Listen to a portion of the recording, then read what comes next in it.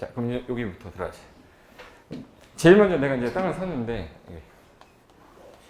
보통 이제 토지를 어떻게 구하냐? 대부분 다 매매죠. 매매. 땅 사는 종류가 몇 개인지 한번 볼게요. 대표적으로 이제 땅을 내가 가지고 오는 방식이 대표적인 매매. 그 다음에 경공매. 그 다음에 상속 좋겠다. 상속. 증여는 상속에 포함시킬게요. 또 뭐 있지? 어떻게 해서 내가 땅을 가지고 오지? 교환. 저도 교환한 적 있는데. 교환. 또.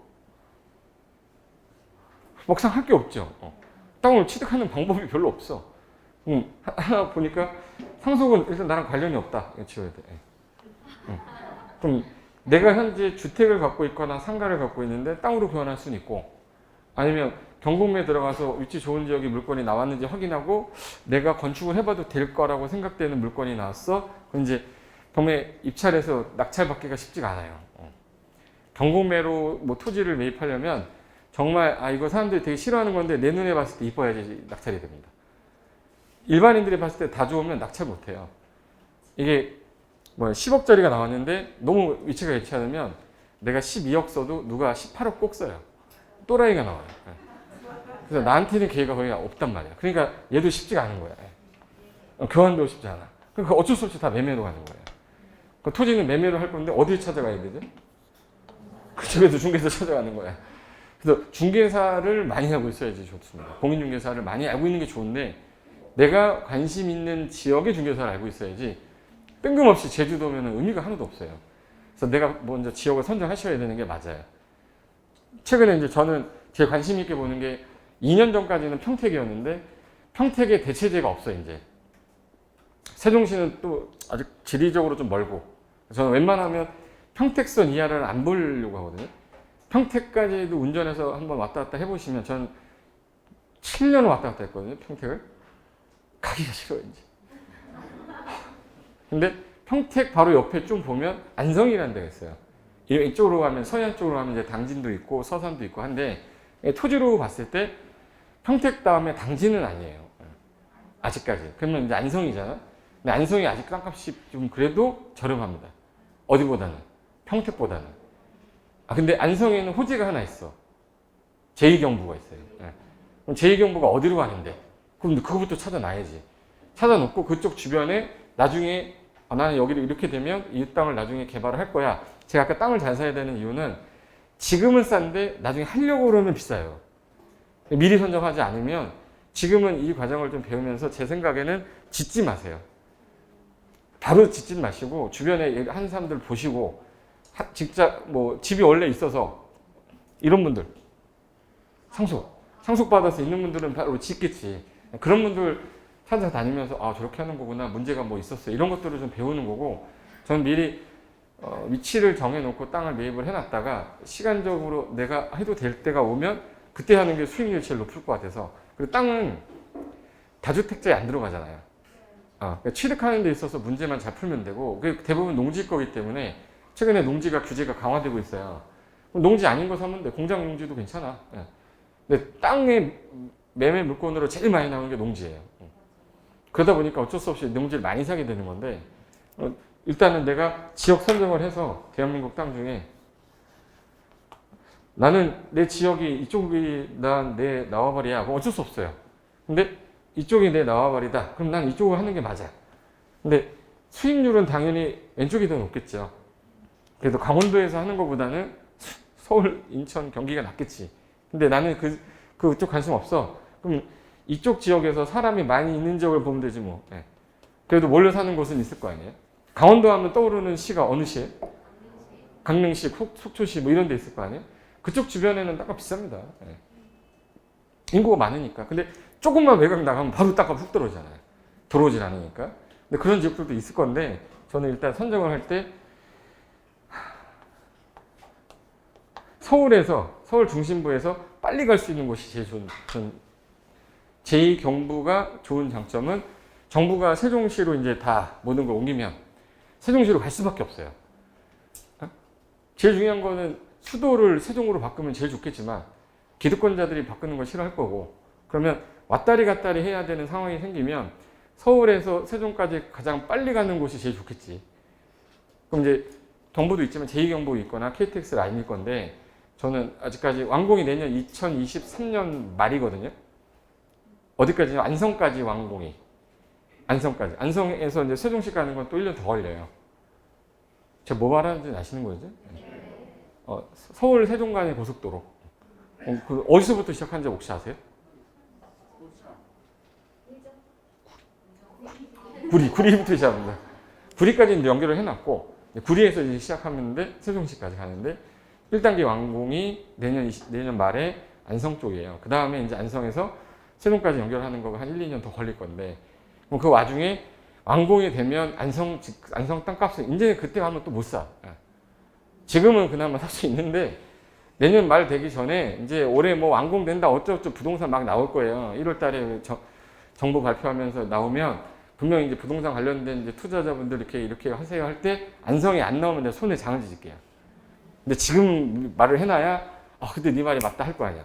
그때 가서 안성 얘기하면 뭐 남들 다 얘기하는데 의미 뭐 있냐 이러는데 작년 재작년 항상 그랬거든. 평택도 5년 전에 개발 계획이 너무 많이 나오니까 평택 가셔야 됩니다 막 했는데 그 다음에 가려고 했더니 이미 뭐 땅값이 올랐잖아. 근데 평택 가봤자 깨끗해 아직까지. 진행 중입니다. 그러니까 뭐 눈으로 보여지는 게 없으니까 가격이 한번 딱 오르다가 계단식으로 확 오르다가 지금 멈춰 있잖아요. 내가 막 올라가잖아요. 그럼 또 계단식 한 번 더 올라가. 근데 우리 주식이라는 게 그렇잖아요. 처음에 이제 훅 오르다가 한번 떨어지면 느낌이 이제 괜히 했다잖아요. 근데 이 부동산은 이렇게 떨어지는 게 없고 약간 보합으로 가지 훅 떨어지지 않잖아요. 폭등이 있으려면 폭락이 있으려면 뭐가 있었어야 돼? 폭등이 있어. 근데 폭등한 건 아니란 말이야. 평택은. 근데 평택이 이만큼 올라갔기 때문에 그럼 어디도 옆에 있는 다리 하나 건너면 그 조금 벌 안성이잖아요. 그쪽 라인에 고속도로하고 항상 가는 게 여기가 이제 경기도 마지막에 여기가 지금 현재 평택이면 여기가 안성이거든요. 그다음에 밑에 천안입니다. 근데 여기 라인에서 제2경부가 안성을 지나간단 말이에요. 안성 지나가는 안성 맞춤 아이신가? 안성 맞춤 아이시죠? 네. 그 라인 쪽이 이제 라인으로 나오면 주변에 아직 땅값이 평택하고 대조했을 때 봤을 때 엄청 안 올라 있는 거야. 근데 이게 완공이 되잖아요? 그럼 이제 평택까지는 따라가는데 평택은 이미 또 가 있어요. 어떻게? 그때쯤 되면. 그럼 이제 이미 평택 비싸서 못 사서 이제 가려고 그랬더니 안성도 비싸네. 어쩔 수 없이 속초 가야지. 그러니까 제가 지금 볼 때는 속초가 나쁘다는 뜻이 아니에요. 내 나와바리가 여기면 이 근처를 봐야 되는데 내 나와바리 이쪽이면 저 속초 괜찮아요. 제가 그 근처에 있으면. 강릉도 괜찮지.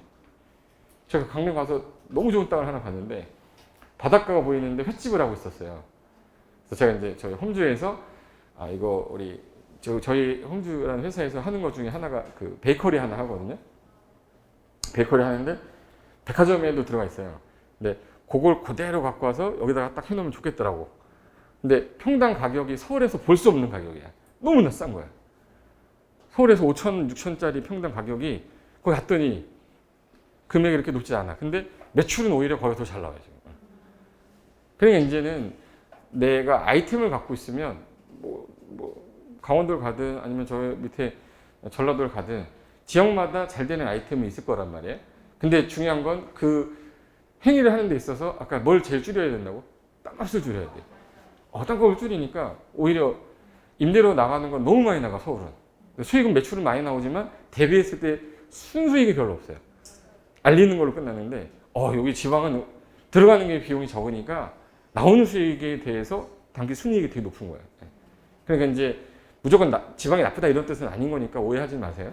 내가 갈 수 있는 지역이 선정이 딱 되면 이쪽 지역에 관련된 공인중개사분하고 토지 매입에 관련돼서 이제 내고를 잘 해서 일단 매입을 한 다음에 그 땅에다가 나 뭐 할 건지 기획해야 되는 거잖아요. 기획이라는 거는 내가 지어서 얼마에 분양할 거냐. 그럼 여기 과정에서 리스크가 있을 거란 말이야. 땅을 잘못 사면 일단 리스크 최고예요. 근데 공사를 이제 기획하고 나서 설계할 때랑 시공할 때는 내가 전문성이 없거든. 내가 뭐 건축사도 아니고 뭐 시공 해설 해본 적도 없고. 그럼 이제 누구를 선택하냐? 잘못 선택해서 이제 시공 중간에 문제가 생길 수도 있고 내가 자금을 잘 운용을 못해서 대금 지급을 못했더니 이것들이 중간에 이제 유치권 행사해가지고 뭐 돈 달라 뭐 문제 생기는 경우 많을 거 아니에요. 리스크는 요때도 많이 생기고 요 시공할 때 좀 생기고 지금같이 대출 규제가 심한 시점에는 처음에 땅 살 때는 분명히 내가 이걸 땅을 30억 주고 사고 이 30억에서 대출을 일으키면 그래도 건축비는 나오겠지 했었어. 10억 정도 나오겠지 했는데 갑자기 대출 규제가 심해지면서 만약에 한 40%밖에 안 나온다. 그럼 남은 자금을 내가 어디서 조달을 해야 되는데 그 조달을 못하는 순간 공사하는 이제 문제가 생기기 시작해요. 삐걱삐걱하게 되고. 그래서 시공에서 문제점이 발생할 수도 있고 리스크가 금융에서도 나올 수 있고 마지막에 이제 돈 다 이제 그냥 잘 할 수 있을 것 같은데 나가는 게 세금으로 다 나가버리면 안 되잖아요. 그러니까 부동산에서 활용 정점은 뭐라고 그러죠? 세금이거든. 점 잘 찍어야 되는데 딴 데다 찍으면 나가는 게 너무 많으니까 수익률 훅 떨어지니까 세금도 토지 매입할 때부터 생각해야지. 예. 그리고 분양이라는 거는 보통 대행할 수도 있고 요즘에는 분양만 좀 잘하는 업체 잘 만나면 뭐 한 달 안에도 다 끝나고 준공되기 전에도 다 끝나는 경우도 많아요. 그리고 만약에 내가 계속 가지고 가면서 월세를 받을 거다 그러면 임대를 어떻게 채울 거냐 이 과정에서 만나는 사람들이 중개사도 만나야죠. 설계자 만나야지. 건축사무소에서 또 시공사 만나야지. 금융기관 세무사 뭐 분양 대행사 사장 만나고 임대관리까지 하는데 임대관리 관련된 거를 내가 직접 못하겠다 그러면 맡기면 되죠. 수수료 주고. 제가 임대관리를 하는 걸 되게 싫어해서 제 친한 분이 이제 노경환 대표라고 있는데 그 노경환 대표가 만든 어플이 하나 있거든요. 외국에서 일하다가 좀 약간 석박사급에서 좀 잘 나가는 분들하고 이제 만나서 이제 만든 어플이 있는데 거기다가 내놓으면 관리도 거기서 다 하는 거예요. 월세도 거기다 다 내고 왔다 갔다 하는 거 보니까 이쪽 부분은 그냥 그걸로 끝나겠더라고. 그럼 결론은 뭘 잘해야 되냐면 이 시공에서 문제만 잘 해결하면 큰 문제점이 거의 없어요. 딱 제가 볼 때 시공하고 토지 매입하고 관리인데 큰 게 뭐 돈이 많은 사람이야 뭐 금융은 문제 하나도 안 생기겠지만 돈이 적은 사람 입장에서는 대출이 얼마가 나오냐도 나한테 되게 중요한 거니까 뭐 여러 가지 문제가 있을 거지만 가장 큰 문제는 이때가 제일 많아요. 시공. 여기 리스크를 일단 최소화시키는 방식은 내가 그 자금을 융통을 잘해서 잘 원활하게 가야 되고 그 다음에 마무리 준공까지 해서 분양까지 잘 되면 좋은데 분양이 안 되면 계속 내가 이거 이자는 계속 내고 있는데 분양이 안 되면 문제 생기잖아요. 이게 다 돈 관련된 문제거든요. 그래서 여기 보시면 일반적으로 우리가 리스크는 최소화를 시키고 팔 때 비싸게 팔아야 되니까 수익률 극대화 시켜야 이제 성공적으로 디벨로퍼가 되는데 그럼 여기서 내가 토지에서 수익률 극대화 시키는 건 싸게 사는 거고 대출은 최대한 저이자로 오랜 기간 동안 저이자 써야 되니까 그리고 설계를 할 때 최대한 많이 빼야 돼요. 6가구를 짓게끔 설계를 할 거냐 7가구를 해서 내가 수익률을 좀 더 창출할 거냐 얘네들은 이제 극대화 시키는 쪽으로 가야 되고 얘는 감소시켜야 되는 거로 가야 되거든요.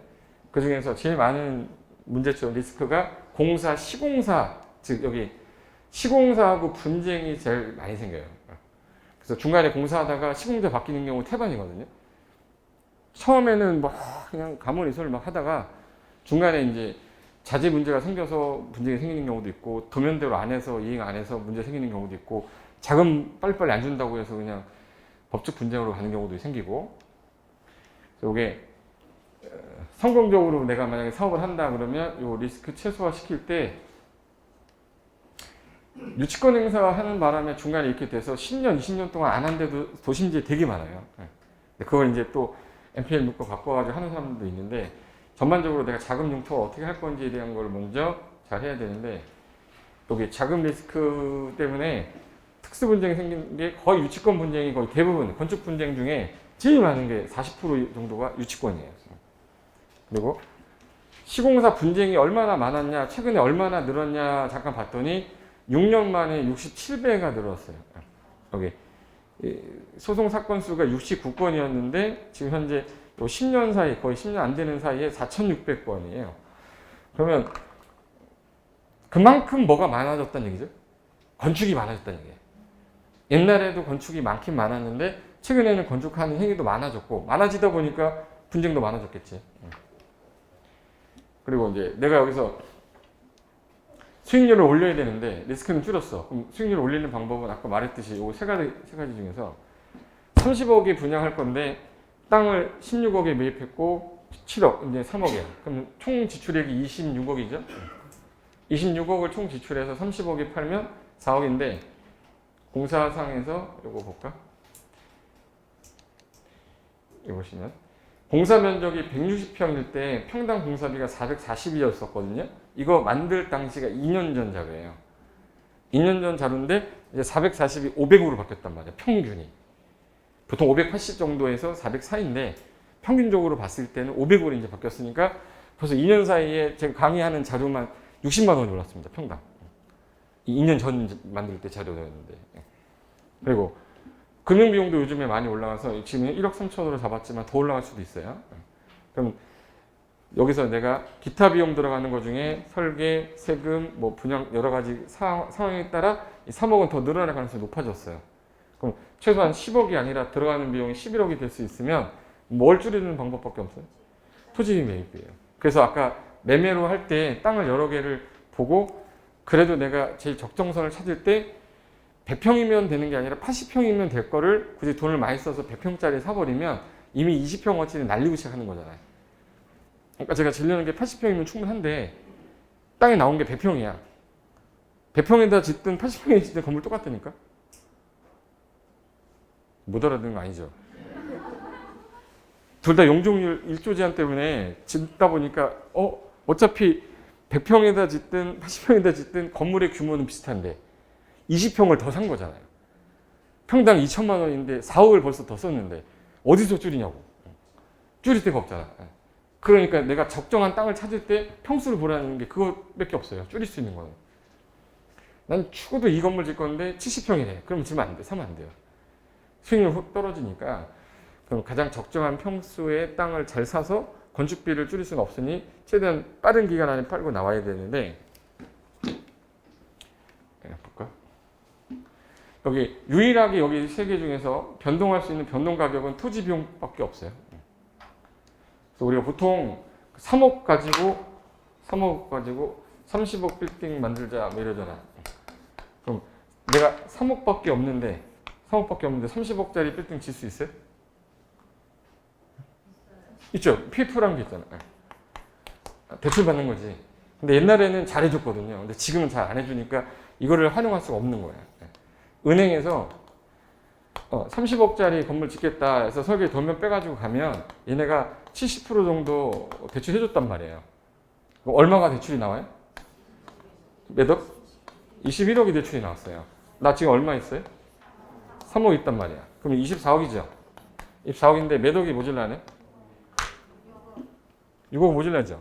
근데 옆에 있는 아파트, 이 건물 가격이 현재 30억짜리가 될 거야. 그럼 지금 현재 조금 전에 여기 총 들어간 비용이 몇 억이었어요? 26억이잖아. 그럼 나 몇 억이 모질란 건데? 2억이 모질라잖아요. 그럼 난 지금 현재 잘 봐. 얼마 있어? 그럼 3억을 가지고 내가 이런 걸 질 거니 대출해 주세요 해서 21억을 받아와서 내가 지금 자금을 24억 맞췄어요. 맞췄는데 몇 억이 모질라? 그럼 2억을 나중에 어떻게 하냐면 기성이라고 하거든요. 기성이라고 해서 공사비를 24억이 만약 10억이 들면 10억을 한꺼번에 줍니까? 아니죠. 이번 달에 이만큼 하면 이만큼 주고 이번 달에 이만큼 하면 이만큼 주고 이게 그 시기가 완공이 되면서 지급하는 거예요. 그럼 2억은 잔금으로 가면 돼. 2억은 나중에 잔금으로 치르면서 뭐 전세 넣으면서 2억 받아서 넣으면 되잖아요. 그러니까 3억 갖고 이게 됐다고. 3억 가지고 30억 빌딩을 질 수 있었다고요. 있었는데 이걸 안 해주니까. 은행에서 이 PF 이거를 법에서 그때 당시가 서브프라임 모기지 오고 나서부터 부동산 경기가 안 좋아질 때 정부가 금융감독원인가 거기서 웬만하면 대출하지 말아라. 그래서 막아버렸어요. 해줘도 40% 많아요? 그럼 40%면 이제 43, 12억이야. 그럼 지금 현재 9억 정도가 모자란 거죠. 9억은 잔금으로 때릴 수가 없어요. 그러니까 진행이 안 돼. 그럼 이제 이 9억을 어디선가 끌어갖고 와야 될 거 아니에요. 끌어갖고 올렸더니 여기 하나 생겼어. P2P라고. P2P라고 해서 개인들이 여기다가 1,000만 원씩 막 넣으면 이자율, 은행 이자율이 지금 현재 2%인데 여기다가 넣으면 12% 주겠대. 8%. 그럼 2%짜리 내가 1,000만 원을 넣어놓으면 2%인데 여기 P2P에 넣어놓으면 8%를 준다는 거예요. 그럼 얘네들이 여기 돈을 얘한테 빌려주는 거야. 그럼 공사 끝나고 나서 얘네들이 이자 갚는 거죠. 이렇게 하려고 나타난 게 P2P예요. 그 테라 펀딩, 헬로 펀딩 뭐 이런 거.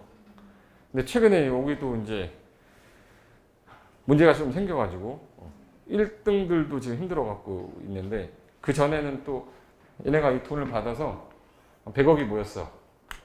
근데 대표이사가 저 필리핀 가서 어디 가서 자살을 했거나 뭐지? 그 도박으로 다 날렸대요. 그 도박으로 날렸는데 돈을 돌려줘야 되잖아. 근데 못 돌려주잖아요. 한 사람당 1,000만 원밖에 구적 안 나오기 때문에 그러면 나한테는 1,000만 원밖에 안 되지만 모이니까 100억인 거야. 이런 문제가 생기니까 검정부가 또 이것도 규제하는 거야. 그게 이제 방식이 있어요, 없어요? 없어요. 그럼 이제 어떻게 해야 될 거냐? 땅을 미리 살 수밖에 없어요. 땅을 싸게 미리 샀다가 시간이 지났을 때 그때 작업을 해야 되는 거야. 디벨로퍼는 이제부터 돈이 있는 분들이야. 사서 바로 하면 되죠. 근데 우리가 돈이 뭐 100억씩 있는 사람들은 아니잖아요. 여윳돈 있어서 그냥 사서 그냥 해버리면 아무 생각 없이 그냥 이런 과정 배울 필요도 없어요. 산 다음에 건축사 만나가지고 이렇게 해주세요. 수익률 얼마만 만들어주세요. 그럼 다 알아서 해주는데 굳이 그럴 필요도 없는데 우리가 어떻게든 없는 돈으로 한번 해보려고 하는 게 우리가 그래서 이거 한번 해보는 거잖아요. 그리고 위험률을 좀 낮추기 위해서 한 번 더 알아보는 것도 있는 거고. 이게 옛날에 이렇게 했었다고. 자기 자본 3억인데 내 돈 들어간 에코티는 3억입니다. 여기 준공했을 때 30억이 팔 건데 지금 현재 30억이 팔 건데 들어가는 비용 몇 억에? 26억. 차익이 몇 억의 수익이 생기네? 4억. 그러면 이제 이 학교 안 돼. 자기 자본 3억에다가 에코티 실어서 금융조달 아까 LTV 70%까지 받았다고 그랬죠. 그럼 여기 21억에다가 3억 더하면 24억이잖아요. 근데 여기 준공 후에 아까 2억은 잔금으로 쳤잖아요. 그러니까 26억이 다 들어갔단 말이에요. 그래서 3억 넣었는데 4억이 나왔으면 133%지. 내가 3억을 썼는데 4억이 나왔어. 자기 자본 대비 수익률은 144%예요. 그럼 만약에 내가 요 3억을 은행에 넣어놨잖아요. 은행에 넣어놨어. 그럼 1년 뒤에 얼마 주나? 2%로 치면? 2% 치면 600만 원 주는 거예요. 3억 넣어서 600 나온다고. 근데 3억 넣었는데 얼마 나왔어요? 그러니까 디벨로퍼 해야지. 근데 그거는 옛날에 좋을 시절. PF 잘 이용했을 때고. 그래서 요거를 금융을 잘 풀면 도움 되는 경우가 되게 많다 해서 금융 쪽을 제가 디벨로퍼 강의할 때 전문가 2분을 제가 모셔다가 강의를 했거든요. 다음 주에 안 나와, 사람들이. 금융 듣고 나서. 너무 어려운 거야. 금융은 이렇게 합니다. 근데 막 2천억짜리 막 설명해주고 막 그랬거든요. 2천억짜리 대출할 때 이렇게 풀었다. 이렇게. 네. 30억짜리 대출하는 거 이런 것들을 강의하면 자기가 되게 없어 보이게 생각하나 봐. 그러니까 1,500억짜리랑 뭐 신탁했던 거 3천억짜리 대출 이렇게 끌었다. 그러니까 이제 수업 듣다 보니까 난 저거 안 할 건데. 그러니까 내용이 어려워지기 시작한 거예요. 예. 그러면서 들어오지도 않는 거예요. 예. 그래서 안 되겠다. 금융 빼. 그래서 쉽게 하는 분 내가 모셔다가 한번 했거든요. 그랬더니 장난 아니에요. 예. 장난 아니에요. 누구나 다 아는 걸 왜 얘기하니? 이게 조절이 안 되는 거예요. 이게 대상자가 다 다르다 보니까 입맛을 맞출 수가 없어서 금융 파트를 빼버린 거예요. 예. 그러니까 이 부분은 나중에 금융 관련된 거는 은행 쪽 관련된 그 계열 관련된 데서 뭐 강의 이런 것도 좀 있거든요. 그런 데서 좀 보시고 예전처럼 이제 금융을 잘 풀 수 있는 그런 시대가 아닌 거거든 지금은. 대출이 잘 나오고 막 이랬을 때는 이렇게 하면 됩니다. 편법으로 하는 경우도 있었는데 지금 이제 법규가 너무 강화돼서 그냥 그대로 가셔야 돼. 그래서 여기 옛날에는 요 3억 들어왔을 때는 이 정도고 5억 들어왔을 때는 80%고 10억 들어가면은 40% 정도가 나오는데 안전하긴 안전하죠. 그러니까 하이 리스크 하이 리턴인데 로 리스크 로 리턴인 거예요. 그러니까 결론은 내가 위험부담금을 많이 가지면 수익률은 높을 수 있지만 어느 순간 이렇게 되는 경우도 있고. 제 주변에 제가 실무 강의한 지는 이제 14년 됐거든요. 중개사 쪽 강의하거나 저 감평사 쪽 강의한 건 이제 22년 됐는데 제가 그 강의하다가 중간에 실무로 전환한 이유가 너무 돈 되는 게 보이는데 여기서 강의만 하고 있는 게 너무 아까운 거야. 그래서 강의 계속 빼면서 이쪽으로 넘어왔는데 그때 같이 강의하시던 그 디벨로퍼랑 토지 쪽 강의하시던 분이 10명 있어요. 되게 친했던 분들인데 지금 2명, 저하고 경매와 놀자 이분 빼고 다 여기 가셨어요. 다. 학교 갔다고 학교 갈 수밖에 없는 이유가 남의 돈이 들어오기 때문에 내 돈 갖고 하면은 큰 사업이 안 되잖아요. 이 사람 1억, 이 사람 뭐 2억 하더니 보니까 오늘 날 200억이 모인 거야. 그럼 경매로 받아가지고 건물 짓다가 중간에 유치권 들어오고 뭐 하면서 끝났어요. 그럼 가만히 있어. 이 사람들 소송해야 돼. 내가 돈은 못 받아도 너는 내가 보내야겠다. 그러니까 다 이게 그렇게. 그러고 나서 다시 강의하려고 했더니 이미 소문은 다 났고. 그래서 지금 다 제야에 있어요. 뭐 유명했던 사람 많아. 뭐 젊은 나이 뭐 100억 부자 뭐 이런 사람도 있어요. 다 그 멤버였거든 다. 근데 이게 다 이렇게 될 수밖에 없는 게 남의 돈 쓰면 안 돼요. 남의 돈 함부로 쓰면 아 이렇게 되는구나. 그러니까 내 돈 갖고 할 수 있는 걸 봐야 되니까 우리 나 홀로 디벨로퍼가 분명히 훨씬 더 좋겠다. 그래서 저는 이쪽만 보다 보니까 돈을 많이 쓴 사람들이 거의 그래도 위험부담률은 되게 낮았던 건 확실해. 확실한데 수익이 많지 않아요. 이건 실무랑 이론이 똑같아요, 진짜로. 돈 많이 쓰면 많이 쓴 만큼 수익률이 떨어지더라고. 근데 적게 써서 조금 쓰면 수익률이 되게 높아요. 결론은 땅 진짜 싸게 사면 수익률 높아요. 건축비는 못 줄여. 그러니까 결론은 땅인 거예요. 이게 그 양천구면은 목동 쪽이거든요. 그때 의뢰 들어왔던 게 다세대 주택을 지어서 분양하겠다라고 들어왔던 거였었어요. 그리고 여기 들어올 당시가 그때는 그 땅값이 되게 비싸지 않았을 때였거든요. 이게 벌써 3년 전이니까.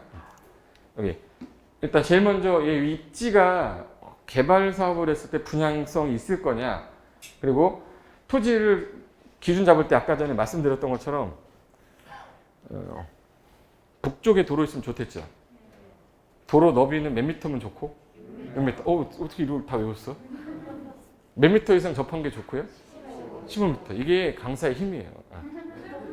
수업 다 듣고 나는데 물어보면 이래. 기억이 나는 키포인트는 있어야 돼. 그래도 북쪽에 약간 건물 짓는데 불편하지 않게끔 도로가 6m 이상의 15m 접한 정방향 땅인데 땅 가격까지 착하면 얘는 무조건 사업소에 있는 땅이에요. 그리고 주변에 뭐가 많냐면 내가 다세대를 짓 거다. 그러면 대학교가 있으면 안 돼. 초중고가 있어야 돼요. 대학교는 분양이 잘 안 돼. 근데 초중고가 있으면 애를 키우는 입장에서는 세대, 다세대, 빌라를 원하기 때문에 거기는 분양성이 있겠죠. 그래서 기준이라는 건 말씀드렸던 아까 그 5가지 기준으로 보고 그 다음에 사업했을 때 타당성 평가는 당연히 수익률이니까 주변에 분양된 그 가격 있죠. 국토교통부 실거래가 비교했을 때 여기 얼마 정도의 분양이 되는지 실제 거래가 얼마 되는지 확인했는데 여기는 4억에 거래됐네? 내가 3억 8천원에 내도 수익이 남아. 그럼 이제 분양 리스크는 거의 없다는 얘기예요. 4억 2천에 거래되는데 내가 3억 8천에도 돈이 남으면 4억에 내놔도 분양이 될 거란 말이에요. 분양에 대한 리스크는 없는데 시공에 대한 리스크를 내가 어떻게 줄일 거냐. 여기 위치가 목동역, 신정역이에요. 5호선 라인이고 그 다음에 2호선 라인에 신정 사거리역. 여기인데 여기서 이렇게 해서 나왔을 때 이렇게 해서 여기고 5번 출구 나왔을 때는 여기야. 그럼 거의 비슷하죠. 지하철역으로 봤을 때는 별로 위치는 별로 둘 다 애매해요. 이쪽으로 가도 거리는 비슷하잖아요. 지금. 확대해서 보시면 분으로 볼게요. 신정역에서는 도보로 6분 그리고 신정 내거역에서는 도보로 6분 6분 똑같죠. 그럼 이제 6분이면은 역세권입니까? 몇 분이어야 역세권이라고 해요? 이게 딱 4년 전하고 달라진 게 4년 전에는 10분 안에만 들어도 역세권 아니야 이랬는데 지금은 이제 한 5분 정도 잡더라고.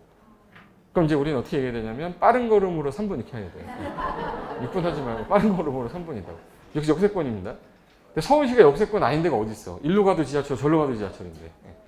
지하철이 몇 개가 지금 대한민국 다 깔렸기 때문에 지금은 그거에 대한 거는 안 보는데 영 나와서 바로 있냐 멀리 있냐이지 몇 분 거리냐 이건 의미가 없었어요. 지하철 웬만하면 5분에서 10분 거리에 이쪽으로 가도 저쪽으로 어느 하나는 걸리는데 그게 2호선이냐 9호선이냐 7호선 이게 문제인 거지 이제. 강남 가려면 몇 호선이에요? 네? 일단 2호선이죠. 297이라고 그래요.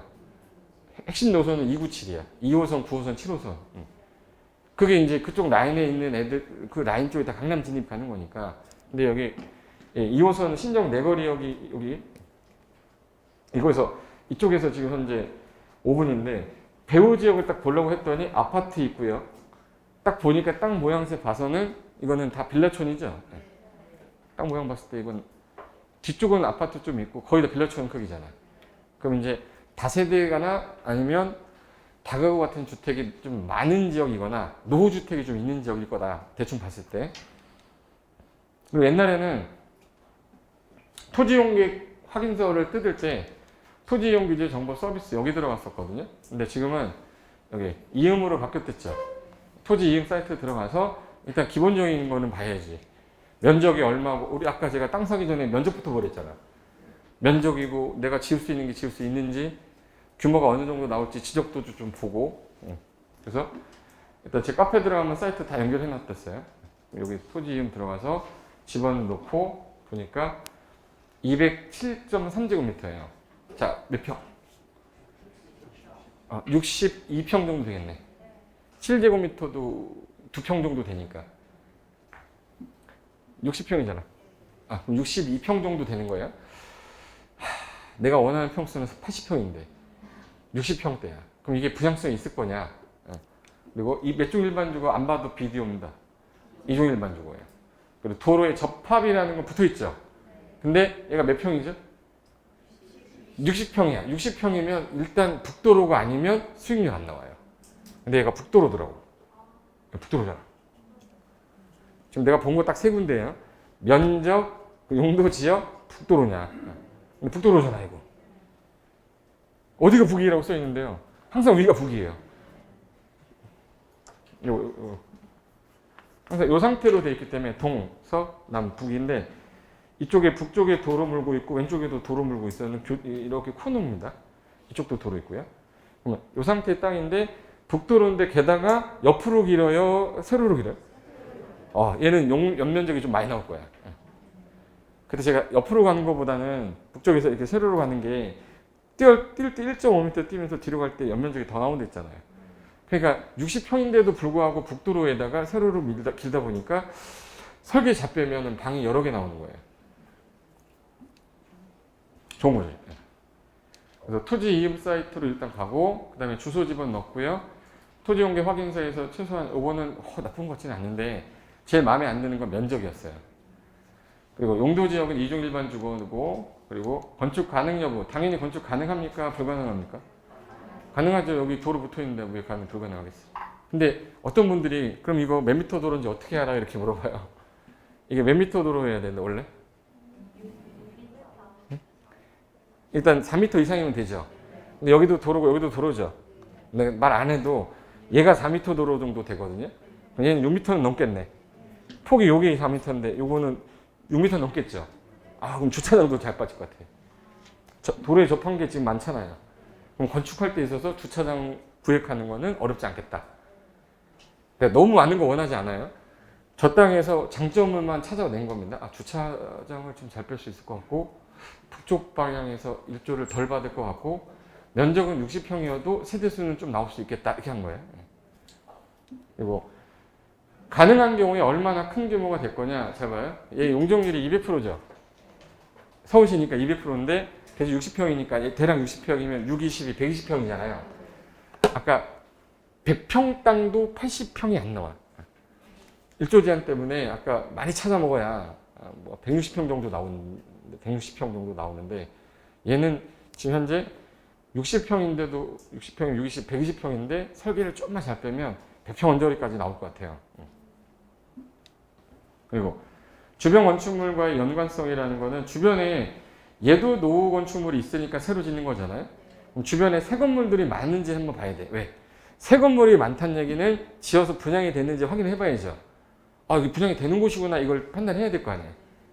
신정 내거리면은 초등학교도 있을 거고 중학교도 있을 거고 신혼부부들도 들어올 수 있는 여건이 돼야 되니까 주변에 거래된 것들 한번 봐야 됩니다. 그래서 요 정도만 확인해 보고 가는데 여기서 내가 건폐율하고 용적률을 설명하려고 온 사람이 아니니까 이런 거는 설명 안 할게요. 일단 서울시 기준으로 몇 종 일반 주거였죠? 제가 서울시 건폐율 조례랑 용적률 조례 제가 써놓은 건데 여기 보시면 보통 우리가 이제 주택을 지을 때 공업지역은 거의 안 져요. 거의 여기 주거지역 아니면 준주거에다가 상업이나 중심 일반 상업인데 그 중에 건폐율이 60% 이하에 용적률 200% 이하입니다. 그러면 상식적으로 딱 봤을 때 6, 3, 18이니까 건폐율을 최대로 했을 때 3.3층 나오는 거죠. 그러니까 6, 3, 18이니까 3.3이잖아. 그러니까 용적률을 건폐율로 나누면 층수 나와요. 용적률 200을 60으로 나누면 3.3이 나와요. 그러면 100평이면 60평짜리 3층 짓고 그 다음에 20평 나온다는 뜻이에요. 이 범위 내에서. 아니면 건폐율을 50%로 줄여서 5, 4, 20이니까 50평짜리로 4층 정도 되고 기본 설계 구조상에서는. 자, 여기 높이 제한 걸렸을 때 우리 지난주에 했던 거. 자, 이격거리가 이쪽이 북쪽이면 1.5m 뛰어서 9m까지 가다가 여기서부터는 높이 절반씩 뛰었죠. 그럼 여기 부분을 용적률을 못 찾아 먹어서 한 20% 정도 못 찾는다고 했잖아요. 용적률을. 그리고 일단은 그 땅에서 가능한 행위를 찾을 때 서울시의 조례 보면 2종 일반 주거에서 할 수 있는 것들을 제가 그 법조문에 있는 거를 컨트롤 C, 컨트롤 V 한 거예요. 그러니까 가능한 거를 내가 찾아야 되잖아. 아파트도 되고 단독, 공동, 다세대 다 돼요. 단독, 다중, 다가구, 공간 뭐 다 됩니다. 그리고 1종, 2종 건생 다 되고 문화집회시설도 되고 종교, 교육, 연구, 판매, 업무, 수련에다 창고시설까지 다 가능하긴 한데 지금 서울시에서는 시행령에서는 60에서 250으로 돼 있거든요. 근데 서울시 조례는 60에서 얼마로 딱 정했어요? 200. 이건 서울시에서만 그래요. 서울시 아니고 다른 지자체 가면은 2종 일반이 250도 많아요. 용인시가 250인가? 용인시는 용준 250이에요. 서울은 200입니다, 현재. 그럼 만약에 아까 그 땅에다가 건물을 최대로 짓겠다, 60%로 짓겠다 그러면 37평짜리 나옵니다. 124제곱미터 나와서. 용적률을 최대로 찾아 먹으면 124.6평 정도를 지을 수 있어요. 다 찾아 먹었다는 전제 하에. 그럼 이제 이 상태에서 이제 기획을 해야 되니까 나는 공동주택을 지어서 분양할래. 다세대나 도생 지어서 나는 공동주택도 있고 1층을 근생으로 빼서 근생에서 내가 뭐 할 거야. 이럴 수도 있는 거죠. 아니면 근생 짓고 위에 업무시설을 할 수도 있는데 아까 그 땅의 위치 봐서 업무시설은 안 맞죠. 주거지역 안에 내부 가운데 있는데 거기다 업무시설 하면 누가 오겠어. 그러니까 얘는 맞출 수 있는 게 요 두 개밖에 없어요. 두 개인데 근생을 넣게 되면 장점이 뭐죠? 주차장을 좀 덜 찾아 먹어. 덜 찾아 먹는 대신에 근생을 넣게 되면 1층이 근생 가야 되죠.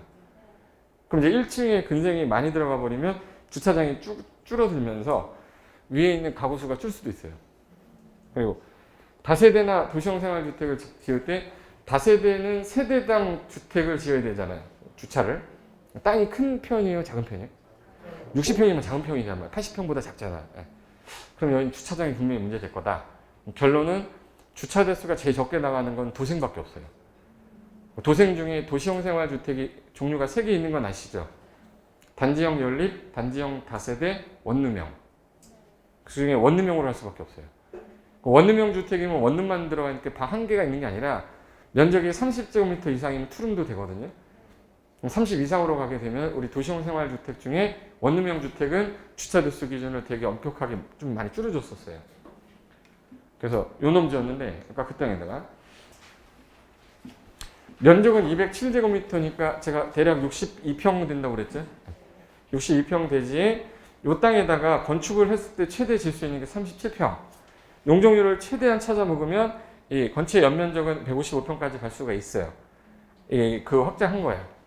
그리고 허가 연면적은 124평으로 받았잖아요. 허가 연면적은 왜 124평이냐? 용적률 적용했을 때. 근데 뭐 한다고 그랬죠? 발코니 뭐 한다고? 확장한다고. 실질적으로 쓸 수 있는 면적이 더 커지는 거지. 그리고 현재 얘가 공동주택을 지어서 도시형 생활주택을 지어서 팔 건데 건폐율은 최대한 찾아 먹어야 되는 이유가 뭔지 보세요. 얘를 제일 많이 찾아 먹어야 위로 올라갔을 거 아니야.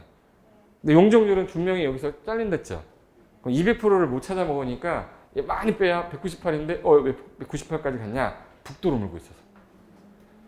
그러니까 북도로라 최대한 뒤로 빼가지고 건물 지면 후퇴되는 길이가 줄어들수록 쓸 수 있는 면적이 있을 거 아니에요.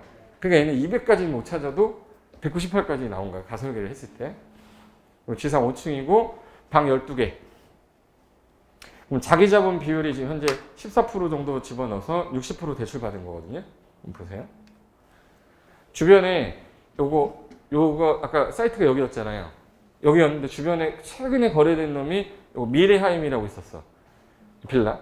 이번에 건양파크빌이라고 있었는데 요 놈이 분양이 됐어요. 얼마에 분양됐냐를 찾아야 되는 거죠. 나도 저거 정도 수준으로 분양할 수 있을 거니까 내가 들어간 지출 비용이 있고 내가 나중에 분양할 분양가를 찾아야 되는데 인근 사업지 주변에 봤을 때 보통 이제 투룸이 10평 정도 되거든요. 10평에서 12평 투룸 정도 되려면 그럼 여기 어딨어? 11평에서 12평 정도에 거래된 애들이 2억에서 2억 3천에 거래됐어요. 얘네들이. 그리고 임대료는 신축 투룸 기준으로 해서 보증금 보통 3천에 이제 6, 70 받았거든요. 근데 요거 좀 안 들어오면 보증금 좀 낮춰줘요. 보증금 1000에 막 이렇게 70 정도 받아요. 대충 했을 때 한 12평 정도 되면 3천은 받아야지. 4평짜리도 보증금 500에서 1000을 받는데 이 투룸에다가 12평짜리인데 그래도 한 3천은 받아야죠. 보증금을 받는 이유는 건축비 때문에 그래요. 잠깐만. 3천을 받았을 때 10채면은 얼마예요? 건축비가 한 5억 들었다. 그럼 2억 내가 있으면 3억 이걸로 쳐야지 어떻게. 그 때문에 보증금 얘기하는 거예요. 그리고 원룸의 수요가 상대적으로 여기가 봤더니 주변에 수요가 상대적으로 좀 적었어. 그래서 투룸에서 한 3룸 정도가 선호되는 이유가 가족 단위가 살더라고. 주변에 초중고가 있으니까 부모님 2명하고 애 1명 낳잖아요. 그러니까 방이 3개는 있어야 되는 거야. 거실 방 2개. 그러니까 2에서 3룸 정도가 가장 선호되는 지역이다 이 뜻이에요. 그래서 당사업지가 투룸 했을 때 10평 기준을 좀 줄였을 때 10평 기준 왜 땅이 작아서 땅이 작기 때문에 10.5평 기준으로 분양가를 여기가 2억에서 2억 3천이잖아요. 여기 11평짜리가 2억 정도 선이니까 이건 2억 2천 정도로 잡았을 때 신사용 평당 그러면 예를 들어서 2억 1천에 분양을 하겠다 한 개당 그러면 보실까? 이게 얼마에 오래됐냐면 16년이면은 이게 그 건축하기 전에 3년 전이니까 3년 전에 분양가가 2억 3천 얘가 분양가 2억 1천 정도 됐어요. 그러니까 평당가로 전용 평당 2,600 정도 됐었던 놈이고 이 오른쪽 애가 약간 조금 더 미래함 얘가 조금 약간 실내 그 자재를 좀 좋은 걸 썼다고 그러더라고. 그 정도로 썼을 때 이렇게 지금 현재 건물 지을 때 아까 1층은 뭐로 돼 있죠 지금? 피로티죠. 주차장 뺀 거예요. 그럼 이제 2층, 3층, 4층 잡아요. 원래 4개 층 나와야 된댔죠. 근데 안 되겠다. 이거 도시형 생활주택으로 가야 된댔죠. 그럼 이제 원룸형으로 가거나 아니면 단지형 다세대로 가야 돼요.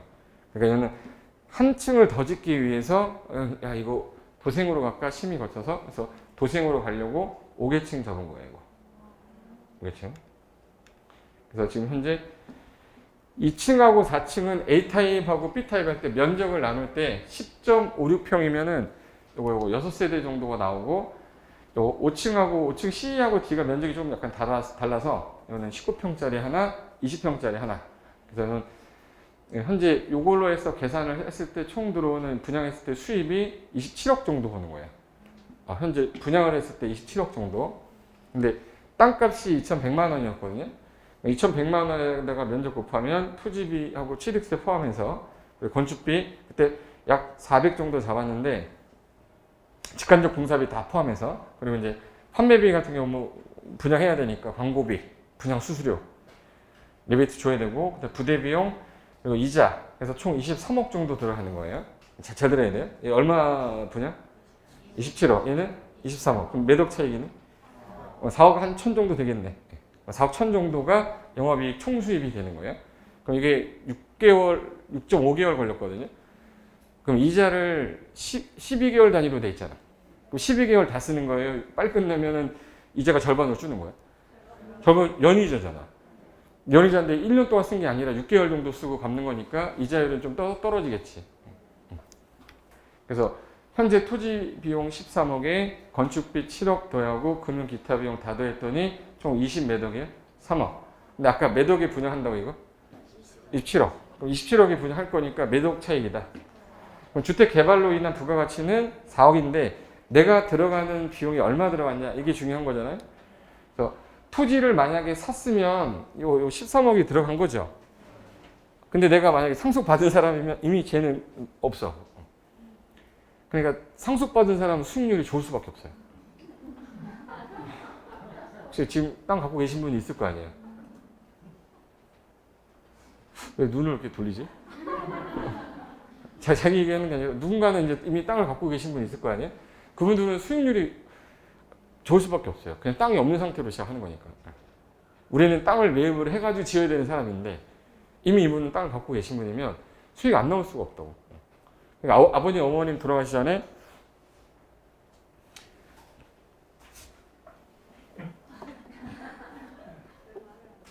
땅은 아버지 이름으로 하고 건물은 아들 이름으로 하거든요. 그리고 지사권 설정한 다음에 건물 져요. 상속할 때 그러면 아들한테 주는 부분은 땅에 대한 부분 상속이니까 세금이 더 줄어든다. 뭐 해서 이렇게 해놓고 인허가 받고 하는 경우도 있는데 이거 얘기하면은 아버님 돌아가기 전에 그 얘기하면 아버지가 싫어할 수도 있죠. 그래서 잘 얘기는 안 하는데 세금을 줄이기 위해서 주택만 양도하거나 땅만 양도하거나 하는 경우가 있어. 최근에 주택을 양도하면은 2주택자 되니까 토지로 많이 전환하거든요. 토지 먼저 증여해놓고 건물은 아버지 거야. 근데 나중에 건물 철거하면 건물 질 거 아니에요? 비용이 둘이 들어가잖아요. 그러니까 이제 일단 비용을 절반으로 줄일 수 있는 거 둘이 가니까. 그래서 상속 부분에 대해서는 어차피 처음에 세금을 내야 되고 요즘에 그렇게 돌려서 하는 집들도 있어요. 뭐 그걸 권장하는 건 아닌데 방법을 찾다 보니까 그렇게 된 거야. 현재 정부 정책에 뭐 세금에 관한 규제가 없었으면 그렇게 할 일도 없겠지만 정부가 자꾸 세금 제도를 바꾸니까 우린 뭐 어떻게 법을 탈법할 수는 없잖아요. 절세를 해야 돼요? 탈세를 해야 돼요? 아니야, 탈절세 해야 돼요. 탈세는 아닌데 절세 같은 거 해야 돼. 그렇지 않으면 세금 안 줄어. 절세는 누구나 다 아는 게 절세고 누구나 다 알지 못하니까 법은 위반하지 않으면서 하는 거잖아요. 제가 상담하면서 이렇게 하세요 이렇게 하면은 불법을 하냐? 이렇게 할 거 아니야. 이런 방법도 있긴 있는데 감안하셔야 됩니다 라는 걸 설명하고 해야지. 그래서 땅만 일단 갖고 계셨으면 무조건 수익이 나요. 요 집이었는데 여기 보시면 옛날에 지금 그 전통 한옥집 있죠. 그러니까 신정동 가면 딱 그 쌍문동하고 똑같아요. 옛날에 그 덕선이 응답하라 1988 보면은 덕선이 살던 집 있죠. 그게 쌍문동이거든요. 그 쌍문동이 옛날에 전형적으로 저런 주택 되게 많은 골목길에다가 이런 집이었어요. 그래서 양천구 신정동에 있던 땅이었고 철거할 때 옆집들 보면 다 비슷한 집들이에요. 그래서 철거하고 철거 비용이 1,200인가? 철거 비용도 꽤 나옵니다. 그러니까 건축물 지을 때 이제 철거할 때 이제 좀 안 좋은 물건 나올 때 조치해야 되기 때문에 철거비도 감안하셔야 되고 여기 이제 짓기 시작한 거예요. 이렇게 여기 전기 배선 다 뺐고 요거 준 건데 아까 전에 그 앞에서 봤을 때 여기 1층 다 뭐로 뺀 거예요? 필로티로 뺀 거고 여기 1, 2, 3, 4, 5 일조잔 때문에 약간 꺾여서 경사지붕으로 해도 되고 경사지붕으로 안 해도 되는데